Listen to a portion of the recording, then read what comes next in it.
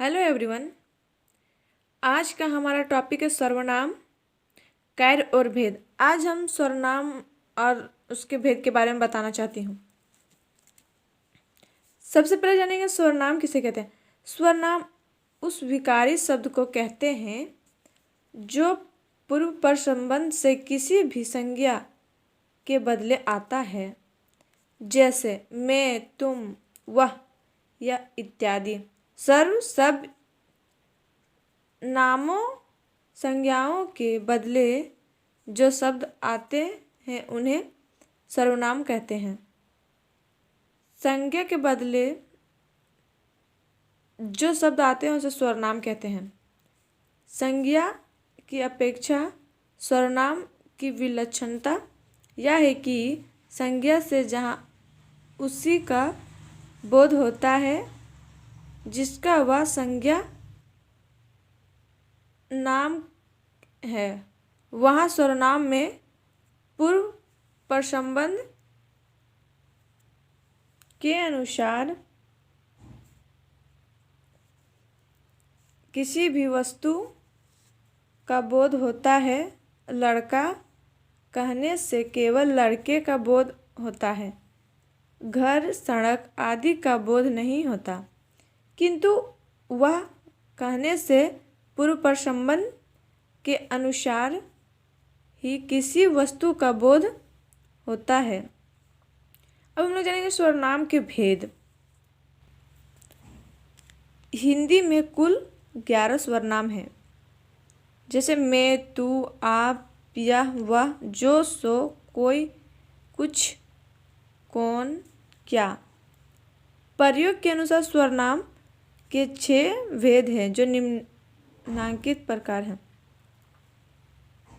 हिंदी में कुल 11 सर्वनाम हैं, लेकिन प्रयोग के अनुसार सर्वनाम के 6 भेद हैं। सर्वनाम के पहला भेद है पुरुषवाचक, दूसरा निजवाचक, तीसरा निश्चयवाचक, चौथा अनिश्चयवाचक, पांचवा संबंधवाचक और अंतिम है छठा प्रश्नवाचक। अब हम लोग पुरुषवाचक के भी 3 भेद हैं, उत्तम पुरुष, मध्य पुरुष, अन्य पुरुष। अब हम लोग जानेंगे पुरुषवाचक सर्वनाम किसे कहते हैं। पुरुषवाचक सर्वनाम पुरुषों, स्त्री या पुरुष के नाम के बदले आते हैं। पुरुषवाचक सर्वनाम पुरुषों, स्त्री या पुरुष के नाम के बदले आते हैं। उत्तम पुरुष में लेखक का वक्ता आता है। मध्य पुरुष में पाठक या श्रोता और अन्य पुरुष में लेखक और श्रोता को छोड़ अन्य लोग आते हैं। इसके 3 भेद हैं। उत्तम पुरुष में मैं, हम, मध्य पुरुष में तू, तुम, आप, अन्य पुरुष में वह, वे या ये आते हैं। अब हम लोग दूसरा सर्वनाम पढ़ेंगे, निजवाचक सर्वनाम। निजवाचक सर्वनाम का रूप आप है, लेकिन पुरुषवाचक के अन्य पुरुष वाले आप से इसका प्रयोग बिल्कुल अलग है। यह कर्ता का बोधक है, पर स्वयं कर्ता का नाम नहीं है कर्ता। पुरुषवाचक आप बहुवचन में आदर के लिए प्रयुक्त होता है, जैसे आप मेरे लिए, मेरे सिर आँखों पर है। निजवाचक में आप का प्रयोग किया गया है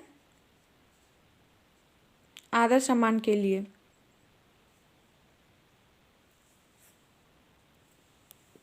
निजवाचक सर्वनाम आप का प्रयोग निम्नलिखित अर्थों में होता है। का में पहला अर्थ में देखेंगे, निजवाचक आप का प्रयोग किसी संज्ञा या सर्वनाम के अवधारणा के लिए होता है, जैसे मैं, आप वहीं से आया हूँ। आपका यहाँ प्रयोग किया गया है उसके लिए होता है। अब दूसरा अर्थ में जानेंगे निजवाचक को। निजवाचक आप का प्रयोग दूसरे व्यक्ति के निराकरण के लिए भी होता है, जैसे उन्होंने मुझे रहने को कहा और आप चलते बने। इसमें दूसरे व्यक्ति के निराकरण के लिए होता है। और तीसरा अर्थ में देखेंगे, सर्वसाधारण अर्थ में भी आप का प्रयोग होता है, जैसे आप भला तो जग भला।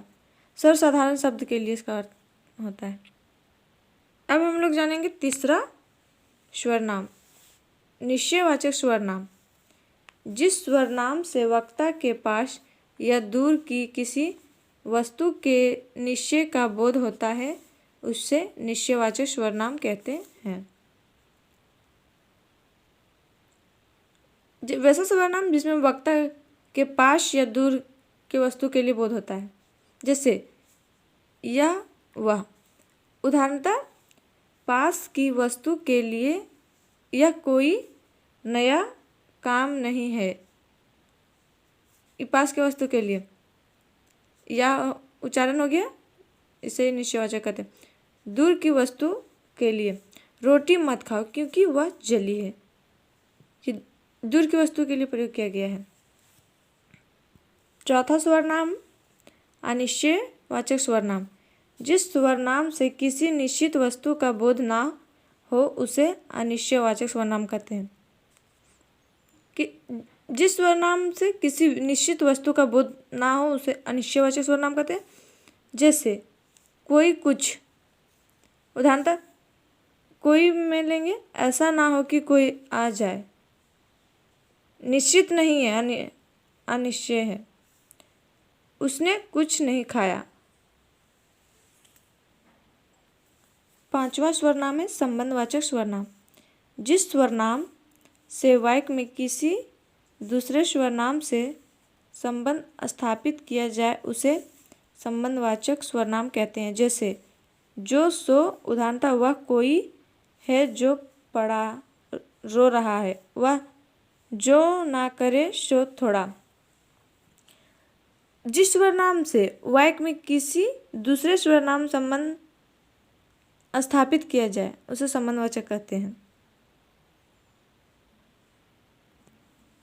छठा और अंतिम स्वरनाम है प्रश्नवाचक स्वरनाम। प्रश्न करने के लिए जिन स्वरनामों का प्रयोग होता है, उन्हें प्रश्नवाचक स्वरनाम कहते हैं। प्रश्न करने के लिए जिन स्वरनाम का प्रयोग होता है, उसे प्रश्नवाचक स्वरनाम कहते हैं। जैसे कि कौन क्या। उदाहरणतः कौन आता है। यहाँ प्रश्न चिन्ह लग गया, कौन। इसके लिए प्रश्नवाचक स्वरनाम का प्रयोग। तुम क्या खा रहे हो। क्या यहाँ पर प्रश्नवाचक है। आप लोग को वीडियो अगर अच्छी लगी तो please like and subscribe my YouTube channel study number 1।